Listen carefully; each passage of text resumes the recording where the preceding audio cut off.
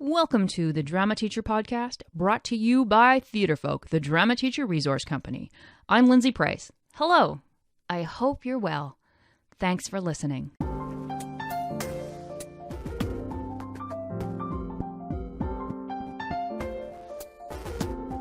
This is episode 175, and you can find any links to this episode in the show notes, which are at theatrefolk.com/episode 175. Okay, today is a great conversation. It's about stepping into a drama classroom, what the drama classroom means, and what is the purpose of being a drama teacher. And I think that's about as much introduction as this episode needs. It's lovely. I think it's just lovely. I'll give you something to listen for, though. So Scott, our guest, who is also a teacher and a Theatrefolk playwright, does not believe in the phrase, "the show must go on." Why, you ask? Well, let's get started and find out. All right, I am talking to Scott Giessler. Hello, Scott. Hi there, how are you? Excellent, and how are you? I am doing terrific. Thank you for having me. Yeah, so tell everyone where in the world you are. Okay, well, I am currently located in a lovely little hamlet here in New Hampshire called Tuftonboro, which most people, of course, will never heard that, but if you know where Lake Winnipesaukee is in New Hampshire, that's where you'd find me. Well, of course we all know where that is, Scott. Mm-hmm. You Okay. know where you are. And so Scott is not only a teacher, and actually it looks like you wear a ton of hats, from teaching theater tech to performance to filmmaking, and playwriting. Scott has written a fantastic little piece, not a little piece, a piece, great piece called Finishing Sentences, which we have. And we're going to talk about that, but we're going to start with you, Scott, and tell everybody how long you have been a theater teacher. Okay. I've been teaching for about 16 years. Well, it's exactly 16. I've started my career and stayed in my career at Kingswood Regional High School. And I teach a theater class there, as well as coach the after-school theater program there. And it's been a great run. And what was it that connected you to teaching? Why teaching theater? Well, oddly enough, if you kind of connect it up with the play, I worked as a camp counselor when I was younger. And it was really, oddly enough, this is so even now strange to say, it was the only job I had ever really connected with for the first, 26 years of my life. But, I was also an avid theater student in high school, did a little bit more in college. I took a break from that because I was mostly paying attention to television, radio broadcast. But when I got out of the working world, I really felt like something was missing. And then I sort of hearkened back to the days of being a camp counselor. I went back, worked at that camp that I actually still work at now for a summer. And then, as fate would have it, the local high school in town, here in town, was looking for a theater teacher. And, I let them know, I was an avid theater person. I was an actor all through high school.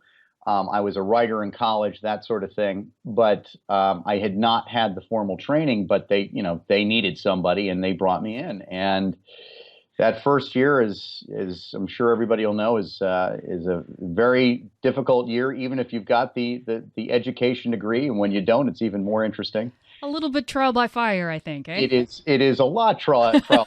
Lots of fire. A good friend of mine said to me, in your first year of teaching, the good news is that 50% of the things you're going to try are going to work. Do you want to know what the bad news is? Well, except that that's actually pretty good odds, because that means that's your 50% that things are going to go okay, and that's good odds for staying in teaching. Yeah. And so that first year was tremendous. It was a huge learning curve for me, especially with coaching the theater program, because I threw my guts into it all the way from the beginning. I just was something that I really wanted to succeed. And a lot of those things that I was doing in that first year just weren't firing. So it was it's been a learning process, always will be a learning process. Why do you think that is? Because I have to tell you, we have a lot of folks, and there's going to be a lot of folks listening who were in the exact same boat as you. They have a different degree and a theater job came open and they need the job, or they've been working for 20 years and all of a sudden their job is no more and they are been thrown into the theater world. So talk a bit, because we'll change gears back, but this is a good road to go down a bit. Why do you think back then some of the choices you were making weren't working? Okay, well, I think most certainly I was coming in with a bunch of preconceived notions about what the kids wanted and needed. And that's, when you don't have a point of reference, that could probably be something that a lot of people would do. And the thing about it is as much as it's important what you can bring in the door, you have to understand the primary focus is what do they bring in the door. And that's one of those things that I think that's why you're always relearning the job, because every time a new kid comes in the door, they're bringing something new in the door to you. And so what you get excited about, what you think is going to light their fire, is not necessarily what it's going to do. For a lot of them, it will, but not everyone. And you think, okay, you do it for a couple of years. You set up your operation of how to meet the kids' needs, and you have to meet their needs, especially in an extracurricular program. And then suddenly the variables change and you think, okay, I'm starting all over again. What happened? And it's just because you've got to relearn the kids that are coming in. Well, and it's such an interesting, I think theater more than anything else in a theater classroom is an interesting experience because it is so much about there's a relationship. Yeah. Sometimes there's more of a relationship than curriculum, isn't there? Sometimes because of what's being taught, all those skills like communicate with each other. Yeah. Well, and it's trust too. I think that's the biggest thing. And you talk about relationships versus curriculum.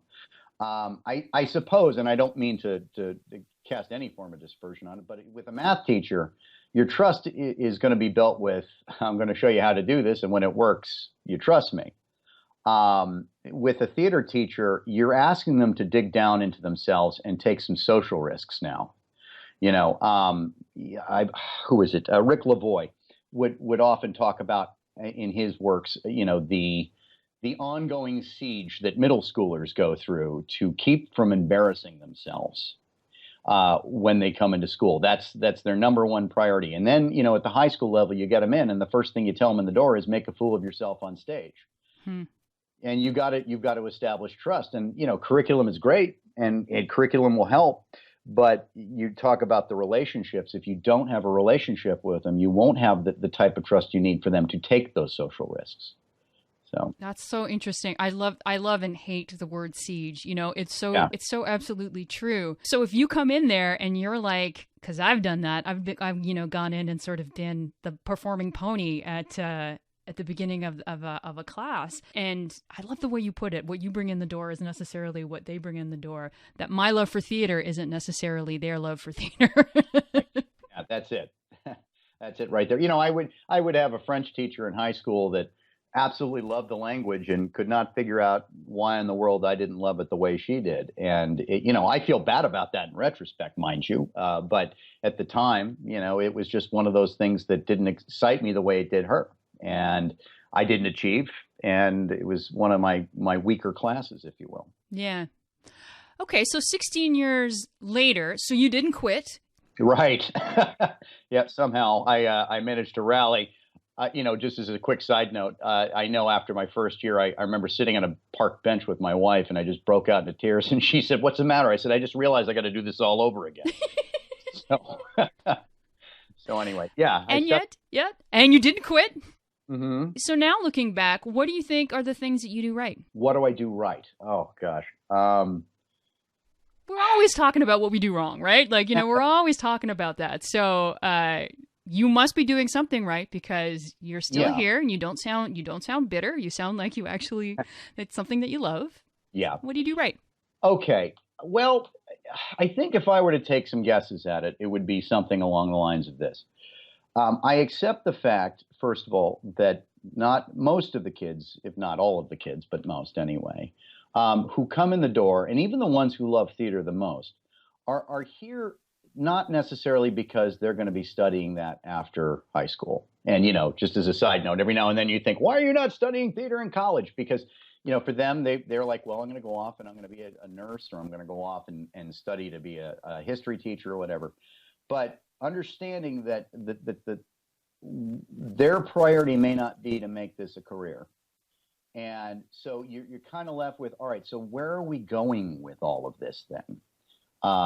And I think that what I try to tell people, one of the first things I tell people is that the reason I love theater is that, unlike most other extracurricular programs, everybody's got a seat at the table.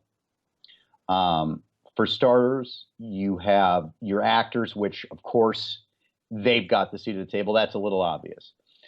Then you have the guy who is in the constructions trades class who, for some reason, gets dragged in because his girlfriend is in the program, and we send him over to the scene shop, and we can't live without him.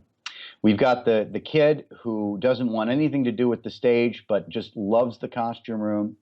We have the kid who, is really great with Photoshop and wants to do all the posters for us. We have the kids who just want to be a part of the magic and end up being our house crew or backstage crew.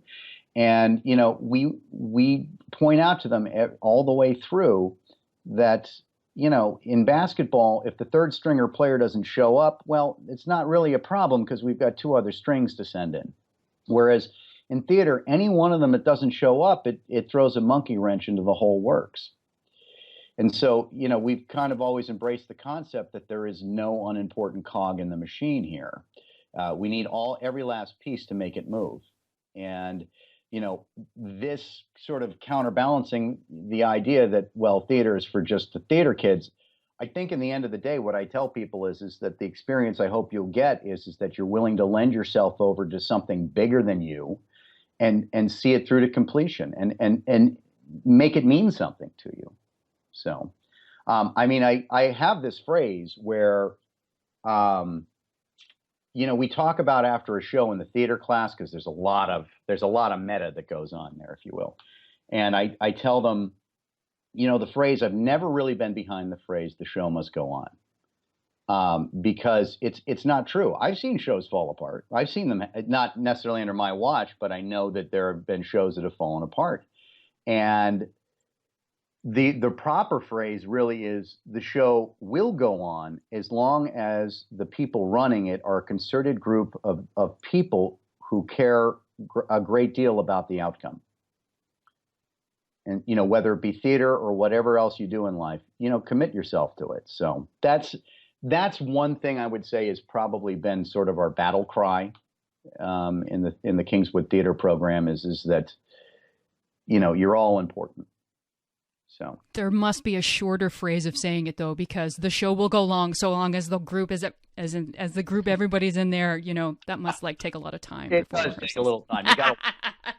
I don't quite have it down to a bumper sticker yet, but I think I'm getting there. You know what? The show will go long as the group cares about the outcome. It's the group. It's the care word. I think that is special because the show could be anything, right? It could be the history project. It could be the work, the job, everyone working at the county pool. It doesn't matter.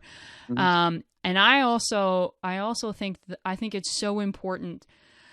I don't know where kids are learning these days how to work with other people and to have a sense of pride in a project, whatever that project may be, and that it's important that you show up. Yeah, and I got to tell you, I've racked my brain for a while, and sort of being in the theater teacher corner here, I look at a lot of other programs, and I'm not sure I can identify too many other programs that can make that claim. I mean, in the sense that you have one kid who calls you the night of the show and says, "I can't make it." You've got a major problem, and it can be any one of the kids, especially if the program is run in the way that, I don't cut. That's my rule. I don't, for the same reason that a math teacher doesn't throw a kid out of math class because he can't get the hang of math. You don't cut a kid from a high school theater program because he's not very good at theater. So, in this situation, everybody, the moment they make the commitment to be there, they're there. And, we're going to invest time in them, but more importantly, they're investing their time in others. Well, isn't that all they want to hear? Yeah. All they want to hear is that they're accepted. Right. Right. Who cares if they're, I think that, that's always been my favorite. Actually, it's the thing that took me a long time to learn, but has always been my favorite part of being involved in drama and education, theater and education, is that it's not, I don't really care about helping a kid become a professional at it, but the look on their face when you say, hey, you should keep, this is good, you've done, this is a great draft, or I really enjoyed that moment on stage, you should just keep going. To be a part of that, to build, I don't know, building a kid's self-confidence when so many people are doing their darndest to go take it in the other direction, it's thrilling to me. Yeah, absolutely. And I think that, beyond that, the successes, I think, in our job are measured by the moments where a kid says, oh, like they surprise themselves that they did so well. Yeah. That's the measurement there. So I believe it. I love it. Well, you've got a great story there, Scott, like just sort of walking into a program and not quite knowing how to figure things out. And so now 16 years later, you've got something, eh? You've got something that got something very impressive. And I'll tell you what, in and of itself, the journey, I could bore you for hours just on the craziness of it. We started in this old beat up, ratty, falling apart auditorium. It was 600 seats, but it had been built 46 years previous and had no maintenance put into it. And where we are now is this art center, this Kingswood Art Center, which is this, state of the art 850 seat venue, which is sometimes like performing in an airplane hangar. It's so huge, but it's this thing that when the kids come in the door, their jaw just drops. Anybody who tells you that money and education don't have a relationship has not taken that ride. And it's where we are now with the facilities we have. Not that they didn't work their hearts out beforehand, but now they walk in and they know they've got an obligation. So it's a heck of a place to be. There's a layer of importance. Right. And yeah. Again, we know so many folks who are, doing theater in not theaters and not even classrooms, right. and in cafetoriums. But I think sometimes an important space can just add a layer. And I will tell you this, on the counterpoint of that, I have a lot of professional colleagues who are in situations like that, who do tremendous, and I mean absolutely, like, makes me green with envy, tremendous work. They'll find it's a found space. They'll be in a cafetorium or a cafegimatorium, and then they'll show up at a theater festival that we're at, and they will come out, with absolutely fantastic work. On some level, like I said, it's great to have the art center, but you also have to bear in mind that it's the work that they do with each other. Even when you strip the gear down, it's with the work that they do with one another that can make all the difference. Well, anyway. And I think it's all about the person in charge, because I've seen lots of high school work that was done in beautiful spaces and with beautiful costumes and with beautiful sets, and it's empty, because they're not. They're using the items to speak for them as opposed to their work. Yeah. So let's go into, that was so exciting. That was a great little opener to finishing sentences. So what made you want to write a play for your students?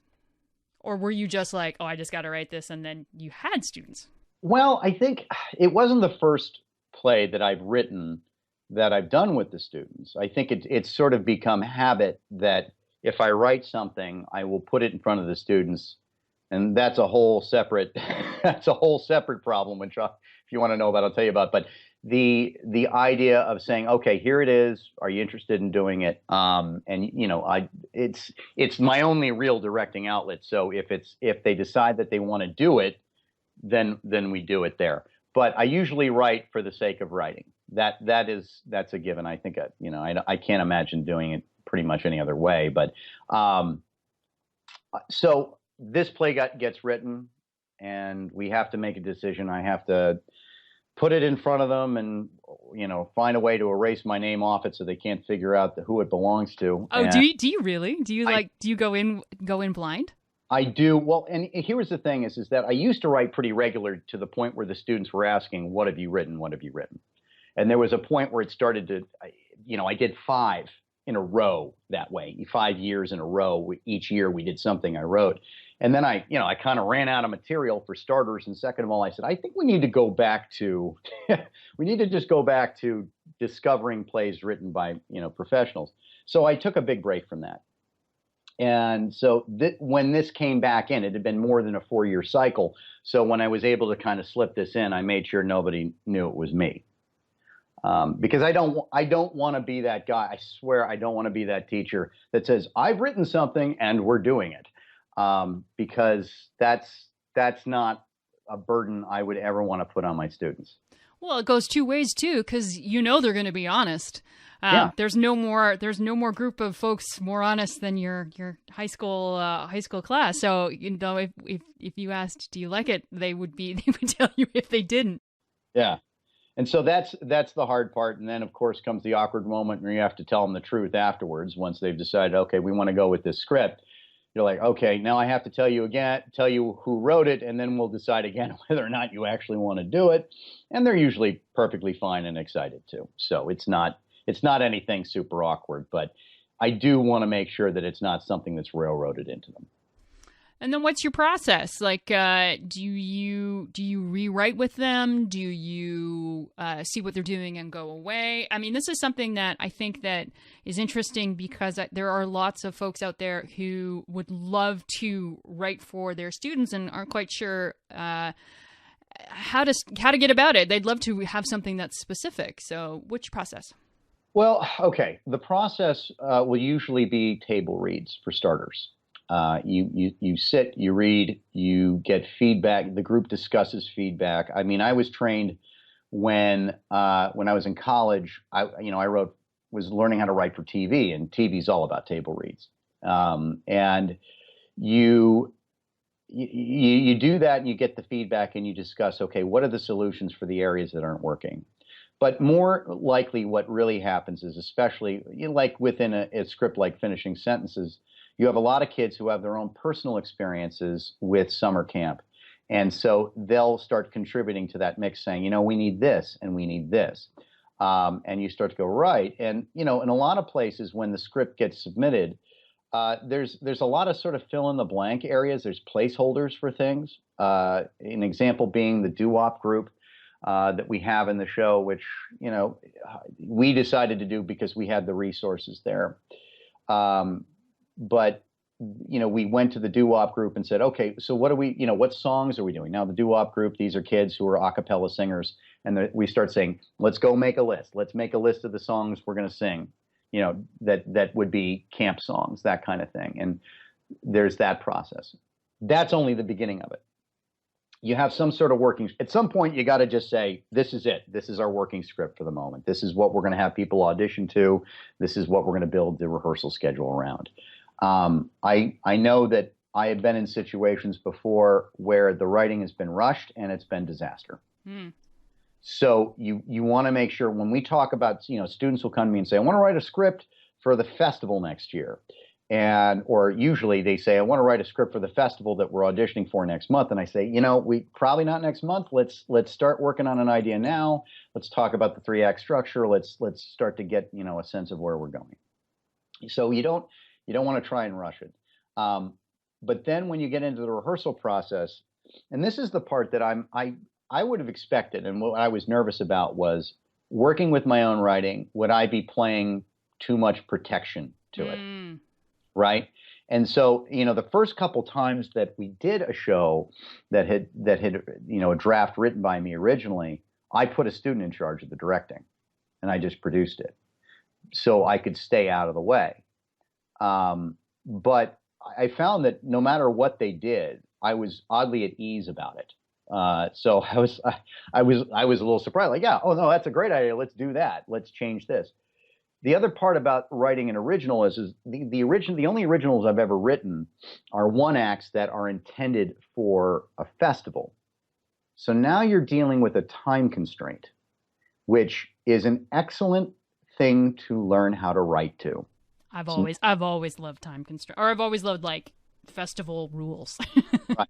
Now, and it's a little bit harrowing. It makes your hair fall out a little bit, especially when you're watching the show and wondering, okay, do I have a 40-minute or less show? But what it does do as a writer is it really says to the writer and the cast who are performing, what is the important thing? How do you say something in one word rather than five? How do you create a moment that has no words in it? And keep the pace of the show going.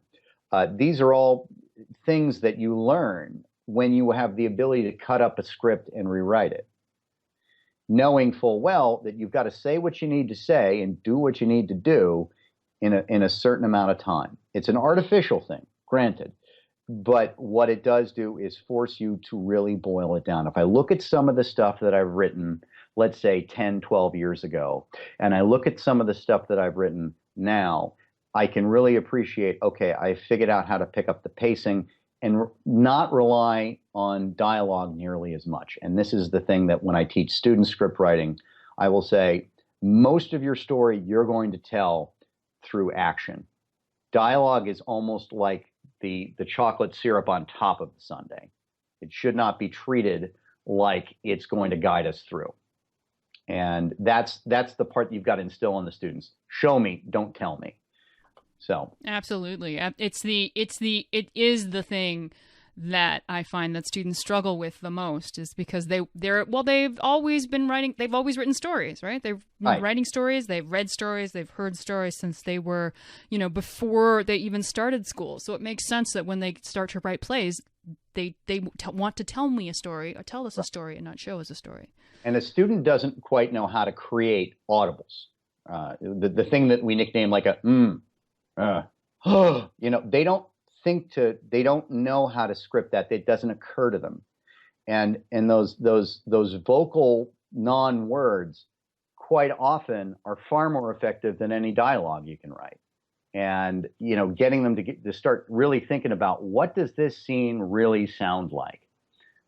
Getting them to understand that. So, getting it back to the rehearsal process, quite often you're saying, okay, I've got 40 minutes. This scene, unfortunately, lasts 6, and it's meant to be a smaller scene in the continuum of the story. What do we need to do to bring this down? That is a wonderful author teaching tool. That's awesome, because it's all of this is a teaching moment, right? It's not just even putting up a play or even working on your own writing. It's you're modeling the playwriting process for your students. Right. And the more you can take yourself out of it when you're doing it, the better. Let's face it, if I was truly going to do this job, we'd start from scratch. I wouldn't put a script in front of them and let them kind of work it up. Unfortunately, with time constraints in a year, you don't always have that luxury. So then in the process of, here's a show I've written, let's get, to completely divorce yourself from the ownership of the work has got to be the first step. If someone says, if an actor says to me, this is worded really wonky for me, absolutely go and change it. Make it yours. Make it your own. Most of the time my students will struggle with somebody else's writing because of the wording, but now they've got a chance to really go and tear that open. That's why I like to see, at least, with all the written works, professionally written works we do, I stand on the firm ground that at least once in your experience of being a performer or a set builder or a costume designer, you need to work with an original work. Because if you look at the industry by and large, that's what people are doing. I mean, you see a lot of revivals on Broadway, granted, but when you step right down off of Broadway, that's where you're seeing all the really interesting stuff, and it's all brand new. And that's, I think, what theater is creating something from scratch. It starts with just the kernel of an idea in somebody's mind. And then somewhere later on, you've got this giant thing on stage, which its own life and breath. And that to me is exciting. Getting them there to say, okay, there's no place to look at the costume list. There's no place to look at the set plot. You can't go and watch the video online of this show that's been done before. You've got to make all those critical decisions. So that to me is a whole section of theater that without working on an original piece, you're really missing something. Well, and again, there's really nothing like the pride in the completion of your own work. Yes. Because what do they say all the time? Oh, I don't have any ideas, or I can't come up with something. And that to actually learn that the idea is ideas are a dime a dozen. It's the execution and the completion. Yeah, that's it's sort of the final exam, isn't it? I mean, you think about it. You teach them on pre-written shows, and then the final exam is, all right, now put one together on your own. Have fun. Yeah, enjoy. Enjoy. Call me if you need something. But I don't expect any direct answers because that's happening. Yeah. Awesome. Scott, this has been a lovely talk. Again, that play is Finishing Sentences. I'm going to talk about it. I'm going to talk about it in the intro. Don't worry about it. And I just think that it's been a lovely time talking to you today. Thank you for taking some time out. Pleasure to be here. Thank you. Thank you, Scott. Before we go, let's do some Theatrefolk news. So let's talk about Scott's play. Scott has a play with us called Finishing Sentences in our Theatrefolk catalog, and it is a fabulous character piece that looks at a common situation from the other side.